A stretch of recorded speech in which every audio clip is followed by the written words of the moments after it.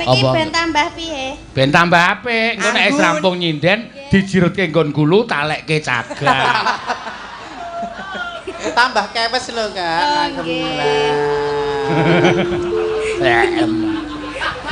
Lah niku mangke fungsine nek nembange kleru ngeten niku. Lah iya, nek kudu kleru talekke cagak wae.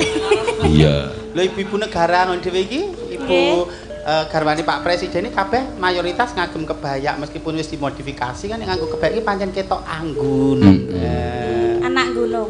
Ora anggun ketok. Pe ya aurane Apri itu janjannya cantik, tapi manakala dia tidak pakai kebaya ya blawus.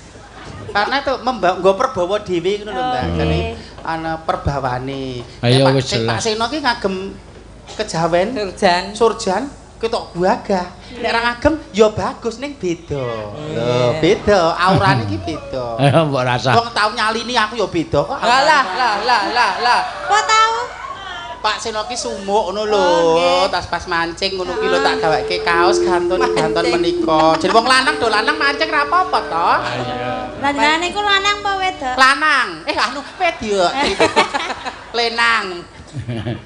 Ya. Nggih. Bajing loncat Bayu dibawani. Ya, monggo. Gunung. Ya. Gunung. Galunggung. Sumadang. Kabangkur.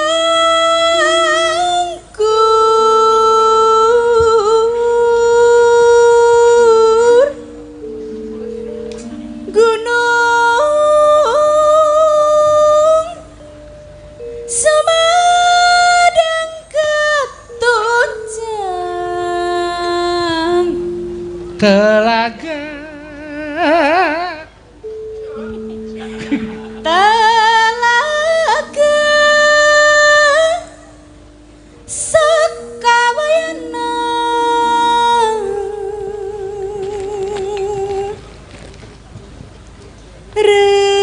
Rembecik di tengah gua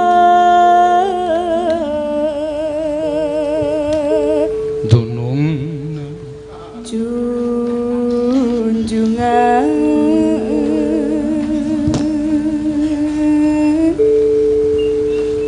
ulah pundung tudi sungkurulan sungkan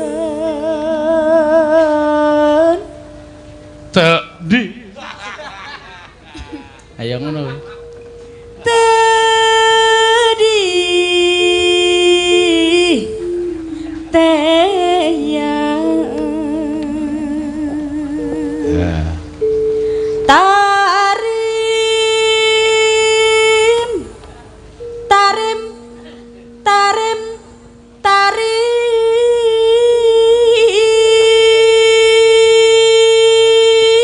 Tarim ki nendi ya dicelak-celuk orang. Terima kasih sepada-pada. Wong ora dong cakep ya. Tarima raga wayana Ngancik, ngancik ngancik. ngancik di negara Di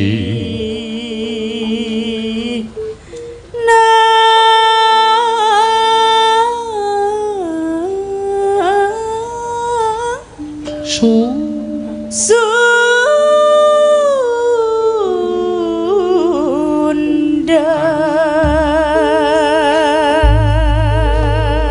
ya, mangga. Ning nang.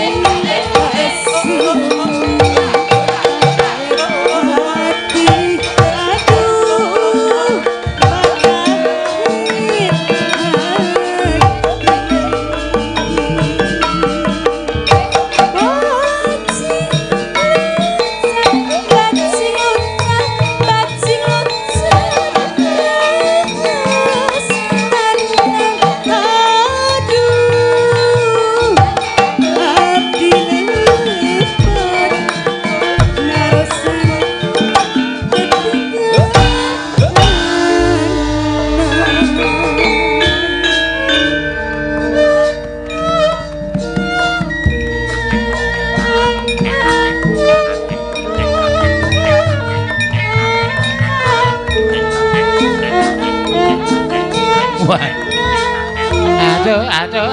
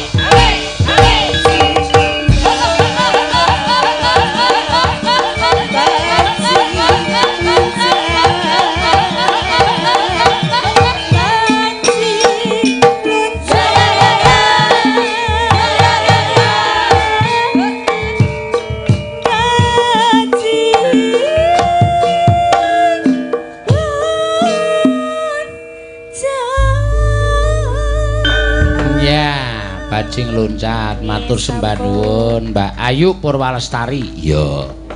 Monggo Mbak Elisa. Elisa yo mbiyen yo. Napa? Ya udu apa-apa saiki wis dadi artis. Iya. Maaf ya, yang cantik mau lewat. Yang asli maksud saya. Asli? Iya dong. Tapi kan lebih gesit kita ya, Le ya. Apa? Lebih gesit kita ya. Kan lebih perfeksionis aku. Oh, masa sih? Kok bisa? Ya lebih cerdas aku. Oh, cerdas kamu, buktinya? Iya dong, emangnya perabot kamu bisa di PM, perabotku kan bisa di PM. Oh, perabot bisa. Selalu steril. Ya, Anggone Elisa di PP itu di kerah kiri. Iya. Ngono aku ya ora tak PM. Yes, sowan mriki malih. Rumangsaku wong golek duit kok pahitane ming kaos kaki.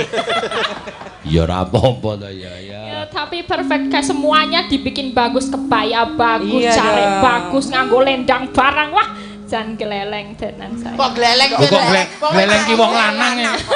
Kemayu Oh, iya. ngono lho. Kemayu. Elisa ki bisa cerdas kenapa, Pri? Kenapa, Le? Mergo wit cilik diombeni ASI. Asi. Air susu ibu. iya, pinter, Karena di ya. dalam ASI itu mengandung gen kecerdasan anak itu terlahir dari ibu-ibu yang cerdas yang mau menyusui bayinya. Oh, Wih. berarti Mula pinter. lah yo kowe ra pinter mergane kowe minum susu sapi. Kowe ra ngombe susu Asi nempokmu. kuwi unggul, keunggulannya apa wae ta, Le? Keunggulannya ASI kuwi siji. Apa? Higienis. Oh, higienis. Ora ana tanggal kedaluwarsa. Enggak pernah basi yo. Terus demokratis. Kok demokratis? Dinggo anake iso, dinggo Bapakne mbok ngono kok, Le. dinggo anak kembarane ya iso. Ya iso. Lho, apa di anak loro, anak siji nangis, sijine iso. Oh, mesti anak. Ekonomis. Ekonomis Kok sing ekonomis, tegese. Sa? Rasa dadak tuku ning apotek utawa ning warung. Oh, nggih, langsung ya. Praktis. Kok praktis? Rasa dadak ngumbah Ngumbah botol botol. langsung plutro. Langsung Plotro. botone. Terus Iya. susu formula semahal apapun tidak ada yang mengalahkan air susu ibu karena di situ mengandung tingkat kekebalan tubuh yang tidak dimiliki susu formula. Weh. Terus Kok- Sistem kekebalan tubuh apa meneh saiki sing lagi booming kuwi ana virus Virus corona. corona. Oh, ki mergane apa, Mbak? Ya kekebalan tubuhnya ora. Kekebalan tubuhnya menurun jadi Nah. gampang kemasukan virus. Oh, Terus siji meneh ibu yang mau menyusui bayinya kemungkinan kecil terkena kanker payudara. Oh, Saiki iya, lagi ya, usum berarti- corona. Corona. Ya, komunitas rondo anyaran. Aduh. Rondo mempesona. Sing rondo kok grup klecam-klecam. Tapi ning Sarjito ra ono ya Mbak Mimin ketoke. Ra ono. Sarjito itu mungkin. aman dari Virus virus corona. corona. Oh, jelas. Yo jelas aman wong dari zaman dulu ya Profesor Sarjito selalu mencetuskan biyen gawe zaman influenza gawe Influenza. tim gomen apa Menanggulangi influenza. Ah. Terus gawe obat-obatan sing dienggo ngobati ginjal. Ngono kuwi nggo vaksinasi macem-macem. Kuwi sing Macem-macem. mencetuskan ya Dokter Sarjito Sarjito. nganti saiki. Nek saiki yo jelas ra mungkin ngopo Mbok mungkin. Nelek Sukimin kuwi gawe obat ya. Iso gawe? Iso. Apa? Pamerno. Tenan ya. Obat apa? Obat gendar. Bukae karak. Ini kan obat. Iya. Aku saya meneruskan perjuangan mbokku kan serano. Heeh. Mbokku obat gendal, aku anaknya aja nganti Apa? taruna kuli bopo. Heeh. Kudune gawe Aku obat yoan. Obat Apa? apa? Obat tabit. obat apit. Yo gawe obat nggo. Terus sing pengen kagungan putra, sing suwe untuk kagungan putra ning kene ya ana jenenge Nggih. Permata Hati, klinik Permata Hati untuk program Bayi tabung. Oh, lak fair gawe ra. Care ro paseno. Sidora. Kowe kok tak wantil cengelmu lho wis. Kowe iki senengane gawe rumor sing ora apik. Pak Seno Cie, itu Pak Seno fertil atau malu su- Iya, cie, malu. malu-malu tapi mau ya sa. Iya. Pak Seno itu rasa nganggo bayi tabung, beliau fertil, beliau itu subur. Oh, dadi rasa ora nganggo perlu, aku ya program-program. subur. Karo Gimen. Mimin ki rasa- saking subure ketetesan banyu udane menteng kok. Kayak metenge neng cengel sisan.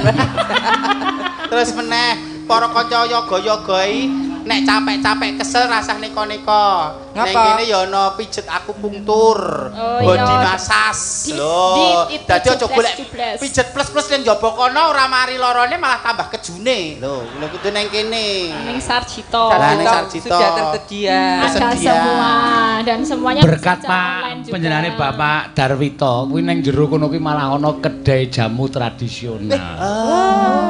luar Jadi arep kene iki penuh dengan obat-obatan ting tidak meninggalkan kedai Herbal. jamu tradisional kuwi lho ning jero kono kuwi ana. Herbal. Iya, Jamu herbal. Kaya lagu kae ya, Lek. Pancen nyoto kasihate Jamu Jawa. godhong kates bisa gawe etes sabe puyang awak mriyang bisa ilang temu ireng tombo loro weteng sirah puyeng ati susah dadi seneng Adas kula waras bisa gawe berkas jamu Jawa pranyata dadi usada. Kene pinter lek. Sing kimia ya, sing herbal, sing Jawa Herbal ya. Obat ora mung Oke. kimia neng herbal kuwi. jane Mbak Mimin ki pancen pas nek dadeke duwe titel dokter ki pas. Iya. Dokter. Oh lah, sapa ngerti ku anggere muni ana pasien sing wis doktere Mimin. Gimana, Bu? Langsung sek. Iya. Sepi. Roh rupane doktere ra karo-karo. Dadi nek kene iki ya ana dadi pendekatan cara rohani lho, Nduk. Dadi men ayam secara kan kadang lah psikologis. psikologisnya. Wong loro kan biasanya kok terus ketakutan Iya. mendekatkan diri pada Gusti Kak Karya Jagat. Iya. Doa, ayo berdoa, ayo berserah Betul. diri, ayo belajar ilmu ikhlas. Tidak ada yang kebetulan di dunia ini. Betul. Dengan diparingi loro, nek lorone sithik ki iso nggogroke dosa, yen lorone banget engko iso menungso kuwi dadi eling Gusti lan iso menjadi terangkat derajate mergo dosa-dosane. Weh, luar biasa. Ning mending kaya jaman biyen, Mbak, nek loro kuwi ditileki. Nek jaman saiki kan karena banyak yang yowi nek wong wis duwe-duwet ya ora tau ditileki. Heeh. Nek wong biyen niliki sak trek ya. Sak trek. Sak trek kabeh, sak desa. Sak trek. Iya, sak trek kabeh, sak desa kabeh niliki. Niliki. Ya ning kono dadi bunga. Nek bunga mari. Mari. Ngono ya Iya. kudune itu. Pancen yo terapine dhewe-dhewe kok. Cih. Iya. Ayo, Niki saiki podang podang kuning. kuning. Yo, spesial sing podang kuning iki biasane kowe sing kepareng nyekar. Yo, ngono yo. Spesial Mbak Elisa. Nadyan wujud mung peksi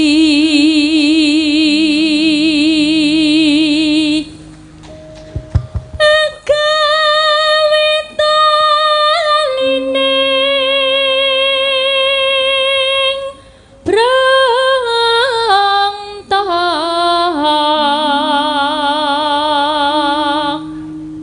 Eno alus manis tur mrak ati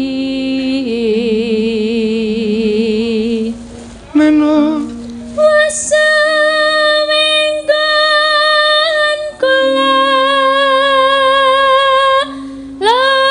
lono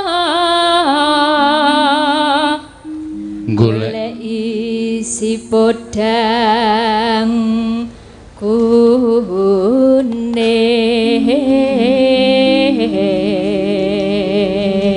Eno iba bunga hatiku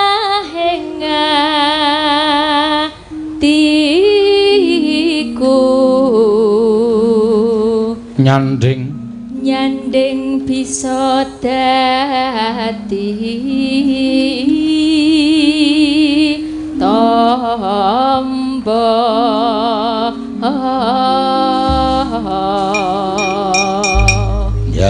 ya esuk awan ning omah wis ora kerasa uyuran aku lagi sing tak sayang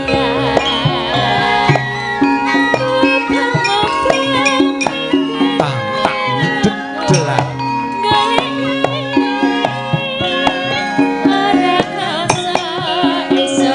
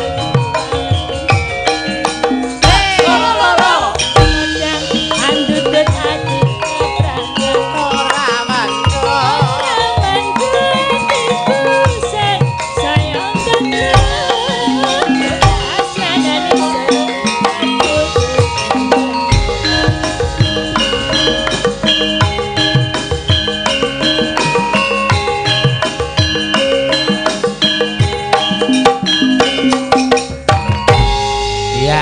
Sampun, Pak. Matur nuwun Mbak Elisa or karo Salaso. Yo Mbak Tatin mudhun. Yo. Ayo Tin. Ketemu mungsuhmu kowe. Sapa? Mimin. Iya. Jane kula ki jiwa kula lho. Musuh siji wis kokean, sedulur 1000 paribasan kurang. Niku prinsip hidup kula. Ning kok ana wae wong sing iri karo kecantikanku, iri karo kepinteranku, iri karo body language kuwi jane apa ngono lho. Oh. Sapa kuwi? Ayune wis cetha ayu kowe, pintere pinter kowe kok iri karo aku ya apa to sing tak mereni, Mbak? Nyenengan ki apa iri karo Lek Sukimin ta, Mbak? Mboten nih. Lho ora kok. Lah kok ketemu ngajak padu ae apa? Sing iri jenengan to? Aku ora iri. Ning Kok apa? aku ora asli ngono lho mungan. Iya. Pengen asli apa? Ora wis dadi apa adanya ngene bae. Nggih. Wis ditampa panane wong. Tampa. Kaya ngono malah ngrejekeni akeh banget kok. Seneng ya. ngene iki penonton seneng dalange seneng ngene iki. Sapa? Dalange. Dalange seneng apa? Seneng berkolaborasi ning. Nek umpamane seneng ya katarak tenan. Soale wong kaya ngene kok digelemi. Lah kowe kok percaya karo lambene Mimin ki ngopo? Iya. Mbak Ona gelem tenan lho. Ora sudi kok ya. Upama gelem ya ora dipamerke ning ngarepmu mesti. Nggo ngopo ngingu pralon semono gedhe. Pralon, plumpung. Iya. Ayo Mbak Tatin, yo bareng ngaturke tembang kangen, yo tembang kangen yo Mak. Mangga. Ngagem bawa mboten, Pak? Nganggo. Ino. Yo. Bawane ingkang pundi? Sakaremu. Apa? Ada request, Pak. Apa request Sing apa? nganggo amin ning tangane do munggah kabeh. Oh iya, iya. Yo. Ayo men kabul dongane iki men kabul. Yo. Spesialis ya. Mangga. Tak tunggu. Tak Piye ta? turuti Lah kuwi mau du. janjimu. Ya. Tak tunggu Sliramu sliramu pamit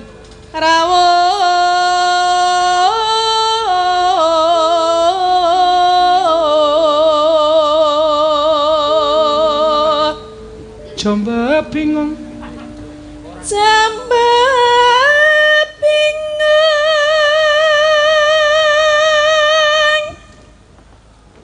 gawe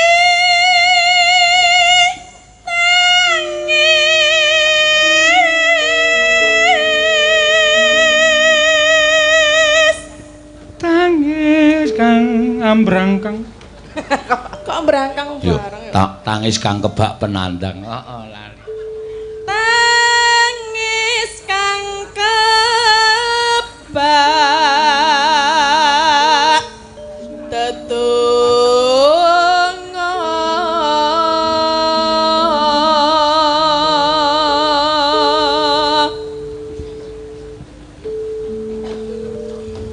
apa sih?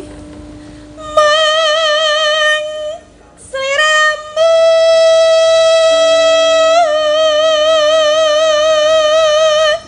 kang tak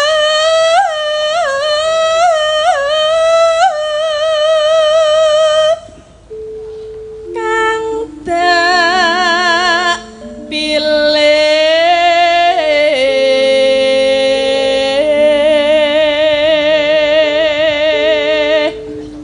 tak pilihnya apa lho? ceng kok ora yo ngono kuwi Lah ya sajake ngece nek ora ngece aku kok ndak pilih donga dalang kualat lho. dalang kok Dalang kualat To ngendi dalang kok kualat terus sinden Nek kaya jambu monyet lho. ya aku jambune kowe monyete Kula Lah saiki iki apane iki? Aku Iki mite. apane? Aku saiki wedi banget karo kowe, Mbak. Lah ngapa? Dikira aku serik banget karo kowe, aku bendino mbuli kowe, Mbak Mimin itu karo sama Mbak Tatin marah-marah terus aku meneng ae tak trimo ngalah ngene iki kowe cek dianu apa ora. Meneng wae apa mangan? Mengarep mangan kok. Giling kok ndak. iya Tak pilih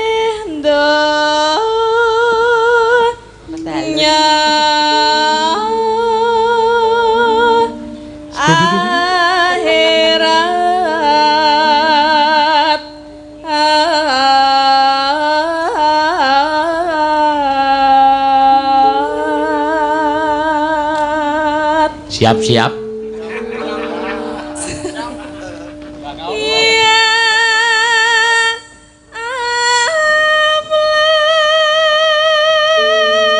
Manut abah-abahku lho. Ya Rabbi. Tangan ke atas.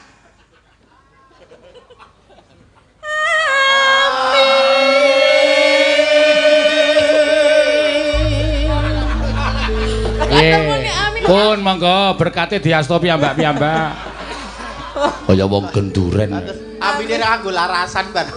Amin kok koyo senam SKJ aku ngene. Ya, tembangangan mangga. Hey,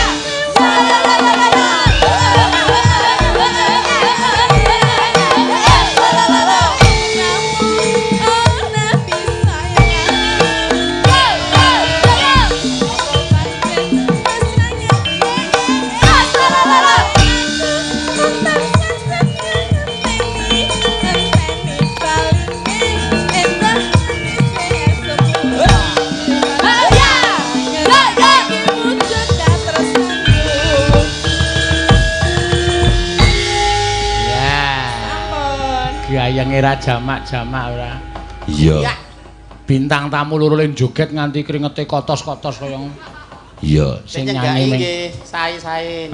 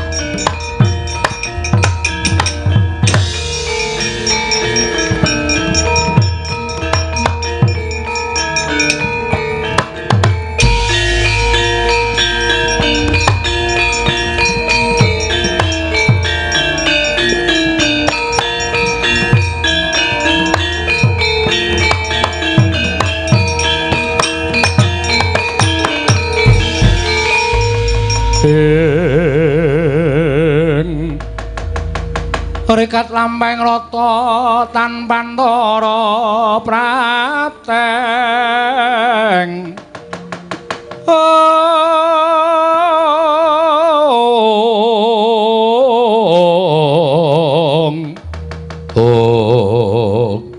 Setyaki wonten ing praring dawuh Koko Prabu aja kaget kang dadi pikirmu.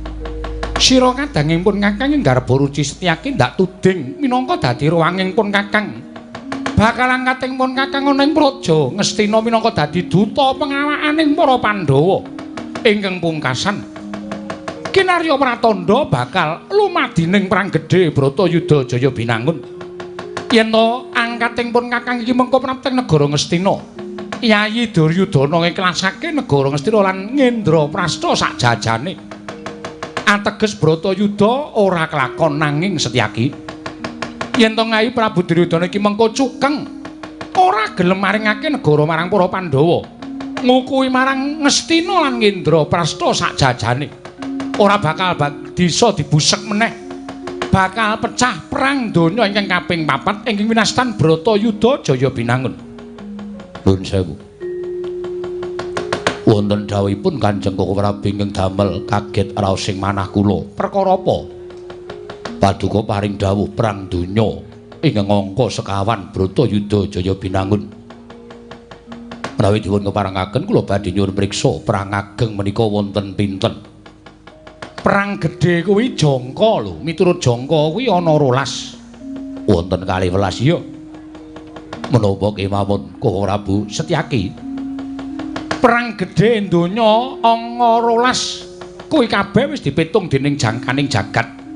Wonten ingkang kelakon lagi 3 cacahe. 3 menika menapa kemawon? 1 ya kuwi pamuksa.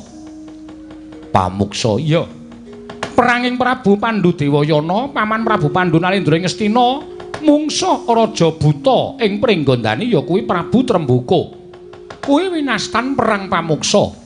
Ing angka 2 angka 2 Guntarayana.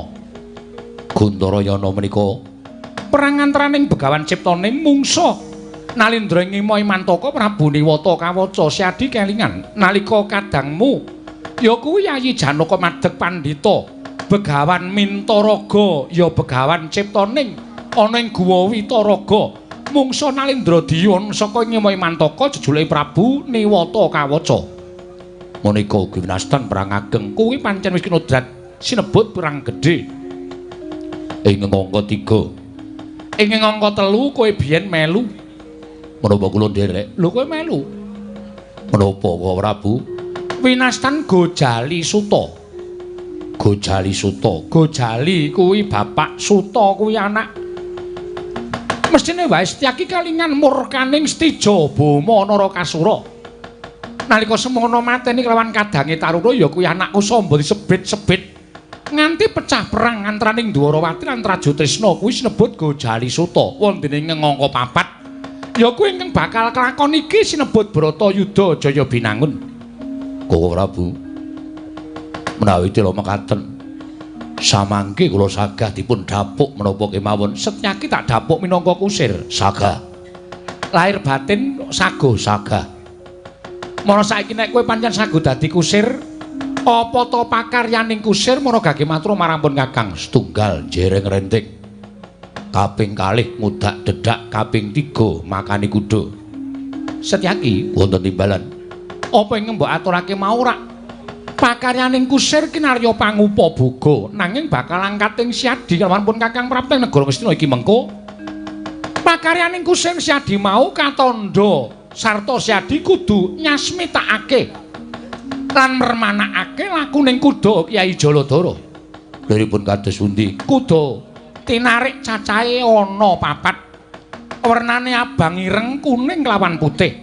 Mriki saperangan kuda mau wis padakna yen to playuning kuda iki mengko tinarik kuda ingkang wernane abang. Setyaki yen to lakuning kreta ingkang menarik kuda ingkang wernane abang tegese sing telu mengkari manut lakuning si abang wis ora bakal bisa dibesak meneh, bakal pecah perang donya ing angka 4 ya kuwi Bratayuda Jaya Binangun.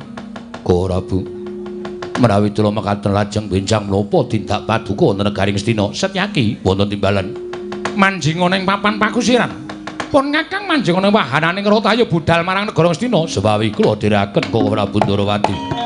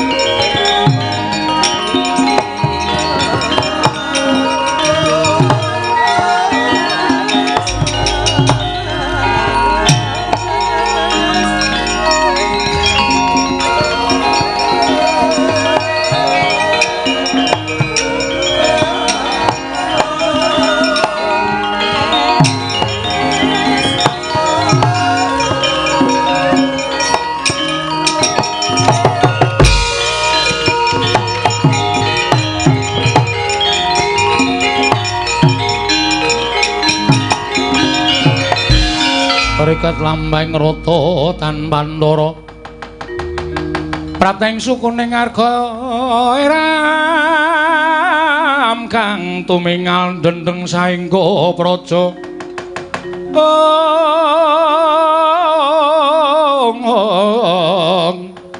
pusekan kang pratangga ing lah menika ta warnanira Dityan Alindra ing Darawati awujud kreta kencana awasta Kyai Jaladara. Nadyan kreta sanes yasaning menungsa ingkang yasa tuhu para Jawata nenggih empu anggon jali tuwin empu Ramadi nggenya mandhe wonten luhuring Mega Malang. Pramila datanama mokal lamun sedaya piranti sarandunging kreta dudu salamaking wesi. Nanging rajaning wesi miwah wesi pepedhingan. Kreta winangun pagedhongan kanan kiring sinung cendhela mawi gedhah linangsih sutra maneka warna. Marmula lamun kinarya lumampah bantring rata mongko katiyuping samirana rembyak-rembyak kaya angawe-awe. Pagedhongan kreta linurupan cindhe wilis ingkang kinarya wengkuning ineping pintu tuhu kencana mulya pinadhik ing mutiara. Inten jamrut hergeni ingkang kinarya perengganipun siraping kreta sisih ing Mina Jaladri. Wilayan kasroting Basanta Yayah srengenge kembar sewu. Pancatan wesi mangambal paku janur wesi mangangkang indenge wise balitung wengkuning roda wesi mangangkang laring roda kayu cendana sari garu rasa mala dasar kayu tuwa madhet serate tur cetha durenge yen kena lumampah mangambar gandane pindha prayangan sanginggiling pagedhongan sinung kencana pindha awak sarpa sak kembaran marep mungkur pedhit kekalih amulet nyawiji kinancing mutiara waris sak cengkir gedene mendhating roda mahanani membating raga Yayah Sanghyang Nagara Jawarsa nganglang bawana Kreta kinarik kuda catur awarni abang, ireng, kuning lan putih. Ingkang abang nama Kyai Bropuspa asale saka jagat kidul, peparingane Sang Hyang Brahma. Daya pangwasane bisa nasak uruping dahana ngayomi sangya para rewangi. Ingkang ireng nama Kyai Sukanta asale saka jagat lor, peparingane Sang Hyang Basuki. Daya pangwasane bisa ambles ing bumi, bisa ngayomi sangya para rewangi. Ingkang kuning nama Kyai Sonya Sekti asale saka kiblat kulon, peparingane Sang Hyang Maya Darbi Kasekden, bisa ngambah lumahing toya telenging samudra tan prabeda ning daratan ngayomi sangya para rewangi. Dene ingkang putih nama Kyai Cipta Wilaha asale saka jagat wetan, peparingane Sang Hyang Bathara Wisnu, bisa mabur ngayomi sangya para rewangi. Awas sampet busananing turangga apus buntut Pusparaga lapak baludra rekna cineplok ceplok rukmi pindha sekar duren. Trapa ngadi kinancing ademan wersi kuning, cecunduk inten rompya kapindha sekar glagah. Pramila lamun lumajar soroting Kabagaskara gebyar yayah daru tetarungan.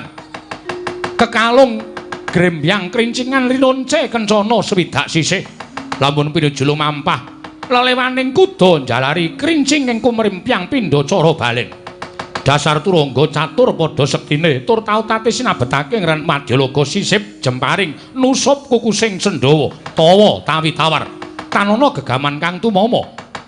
Kusir wis sinasmitan panongsa uga wis sinasmitan mapaning panggonane dhewe-dhewe. Sang Mata Sri Bathara Krishna manjing jroning pagedhangan rata. Panongsa ngegarake songsong kusir mekak kendali ngayatake sambuk. Sepirata dawaning sambuk watara wulung depa angayang. Yen ngadeg kaya teja, yen mlengkung kaya kuwung, membat mentul punang cemedhi. Turangga mulat kemneting sambuk pindha sakala kuping jepiping mripat mlirik untu mringis buntut jentar. Suku mancet duna dungkap panyambuking kusir ngopkok gantaning tuga mamprong yayah prabancana mancing ana ing Mantaka.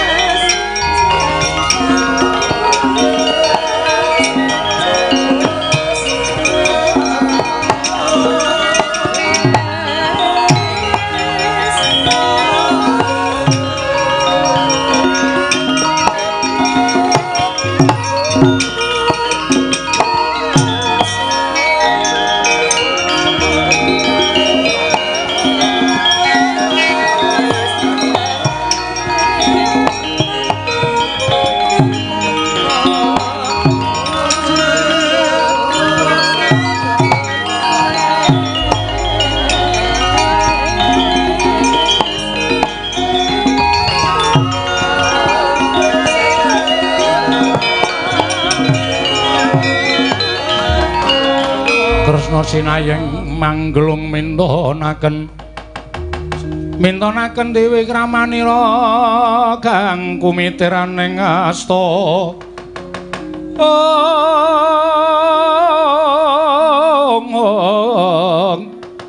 kang kumitiraning asta haning asta Om. Pukulun semban kula. Mboten mangling menika Hyang Pikulun Narada ingkang merpeki dhateng lampahing kreta Kyai Jaladara. Pukulun kula ngaturaken sembah pangabekti kula kunjuk. Kencang lari dayang pak pong bu bolong ali cedhe sapa sing gawe. Ya Narayana kita ngaturke bekti kalawan panjenengan ulun. Ulun tampa karya bombong tias ulun ora liwat pangestu ulun tampanana ya kula Kresna. Kula pundhingga jimat paripin dayana ing kasantosan. Pukulun Bathara Kanwa kula ngaturaken sembah pangabekti kula kunjuk.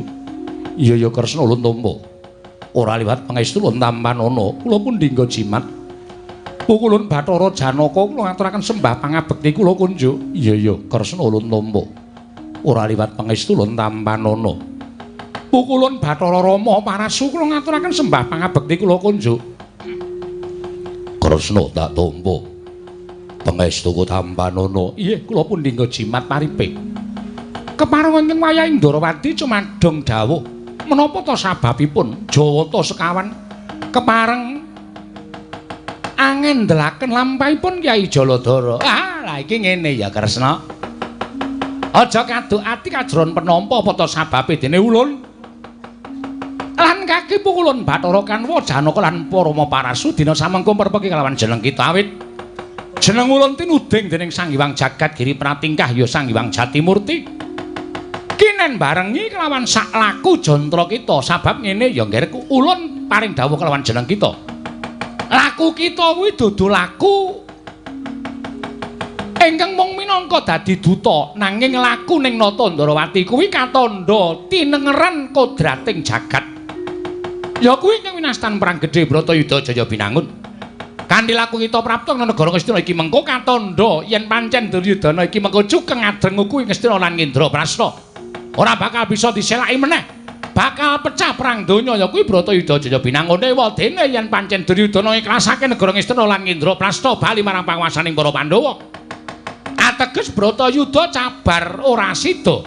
Mula ulun lan Bathara Kanwa lan Janaka padene Rama Parasu iki mungkin arya paseksen bakal angkat kita minangka duta pamungkas pengawakaning Pandhawa prapteng negara Ngastina iki mengko Kresna. Tatkala narepa Kresna tan tulasa hanya khususan ilarohi Ki Sena Nugraha bin Ki Suparman Al-Fatihah.